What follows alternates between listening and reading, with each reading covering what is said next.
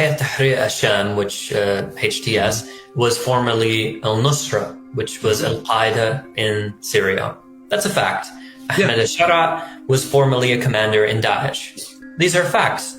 These were also facts when Israel was providing military support, it was providing financial support, and it was treating the fighters of al-Nusra in field hospitals. And this was at the time when Nusra was carrying out massacres of the Druze. It was carrying out massacres of Christians and of Adawi at those times. So Israel now turns around and goes, oh, look how horrible this group is. And look, these are Islamists and terrorists, and we can't allow these people on our border. Israel was backing around a dozen opposition groups, many of them with ideologies very similar to Hayat Tahrir al-Sham. Yes, Hayat Tahrir al-Sham did somewhat change in its orientation over the years in Idlib, especially after sort of 2017, 2018.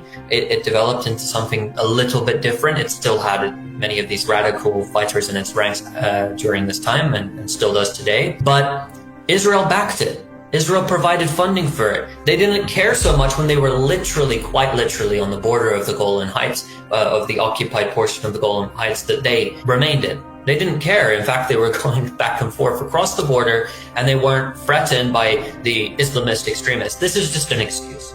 It's just an excuse to attack Syria. And again, this is why it's so frustrating watching some people try and defend what has happened in the countryside, because that is playing into Israel's hands. These targeting the sectarian killings are playing into Israel's hands. As soon as those security forces start carrying out those killings, now there's a justification for Israel to come in and work with another foreign power in order to make a separate state.